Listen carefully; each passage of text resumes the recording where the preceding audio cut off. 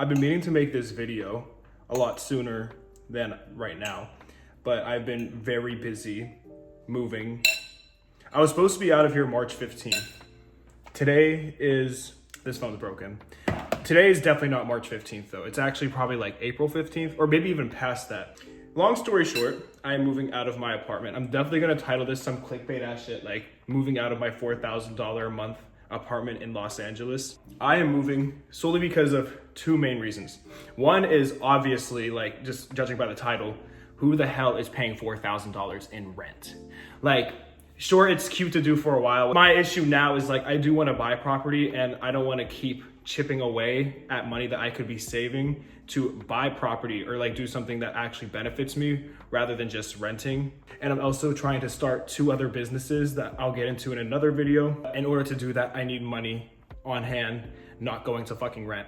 So the next place I'm moving to, the rent is exactly the same on paper. My rent on paper here, by the way, is $3,400, but that's excluding the $100 a month parking fee, excluding the gas, electricity, literally all that shit, excluding the valet trash fee, excluding literally everything. So like at the end of the day, my rent here comes up to like $3,800 every month. All these years I spent here, like 3 years nearly, 36 times, don't even do the math. I don't want to fucking know. All I know is I could have bought a house in Kansas by now. The second reason, which is the real ass reason, because let me tell you something. For the past year I've been here, I've been constantly telling people, because like I've made a lot of friends in LA, they're trying to be roommates with me. And I'm always telling them, I'm like, I'm not moving out because like I know I'm paying like way too much in rent. People always tell me that. They come here and they're like, you pay that for this? And they think it's crazy, which essentially it's really not. I got a 1-bedroom loft on the top floor of a luxury building in LA. So obviously it is expensive. This is a good area. But what really set me off, the edge, what really set me off is because of the Wi-Fi here. So the Wi-Fi here is weird, right? It's not like your average AT&T, Verizon. It's like a small company. I don't even want to say the company because I'm afraid like of what the consequences of that might be. But let's just say I didn't know this moving in here. I thought like this building just had a simple partnership with that company. And I thought that like you didn't have to have that Wi-Fi, but we just do it because, you know, it's easier that way. Like, you know, you just keep it in the same bill, whatever. So I was like, sure, I'll take this Wi-Fi. Even though it's shitty, it's something crazy. Like I'll put the technicalities in here, but it's ridiculous. But that's not even my problem with the Wi-Fi. My problem with the Wi-Fi is 2 months ago, I paid my Wi-Fi bill, right? Or not my Wi-Fi bill. I paid my entire rent because everything is paid at once, the full $3,800. Tell me why, 2 days after I pay my bill, my Wi-Fi is turned off. Well, that's peculiar because I just gave you guys $3,800 fucking dollars. Where's my Wi-Fi at? You wanna know why my Wi-Fi was turned off? When I first moved here, I was 19 years old. Obviously, I knew that like you should check your contracts, read your paperwork before signing shit, whatever. Long story short, I guess I signed in the fucking Wi-Fi lease that I'm leasing a Wi-Fi router. Like I didn't buy my own router from that company. And because I've kept it for over 2 years, I'm supposed to buy it. I'm supposed to buy that Wi-Fi router for $400. That shitty Wi-Fi router, I'm supposed to buy for $400. They're like, you're faulting on the $400. I'm like, first of all, the $400 wasn't even added into like the rent. So like, how am I supposed to know that? And second of all, $400 for your shitty Wi-Fi? And I paid for the Wi-Fi that month and you turned it off? You got me fucked up. I'm not giving you guys shit. And I'm not paying for this Wi-Fi. I contacted my property manager and I was like, girl, I am not paying $400 for this shitty Wi-Fi. Like, what is going on? And he's like, well, you have to. I was like, you sure? And he's like, yeah. I was like, okay, bet. How do I sign my 30 days notice to leave? Which was like 2 months ago and I'm still here. I almost moved in about 6 months ago with my cousin, my friend and her friend in a 4-bedroom, like, townhouse. And I was like really looking at them, but the whole time I was like, you know what? I really like have attachment issues to this place. I can't leave it. But what really ended it for me, like the final setting point was thinking that I would have to pay for Wi-Fi here because like it all comes out of the same bill.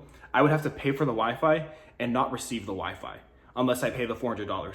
I kind of want to give you guys like a tour of the place, but it's actually disgusting. So like, I feel like I need to like bring a reference video that I took years ago when I actually was settled in here because this is disgusting. But just for reference, so you can see what I'm getting for $4,000 a month here versus in the next video when I show you my new place. Kitchen, living room. Over here, keep like all my shoes. Thank God my next place has a walk-in closet because ooh. All right, I got this bathroom. The shower, like this shit's like bathroom. Toilet. Anyways, living room, which there's a fucking air mattress there because, like I said, homeless shelter. Here's my closet. This is another thing that pisses me off.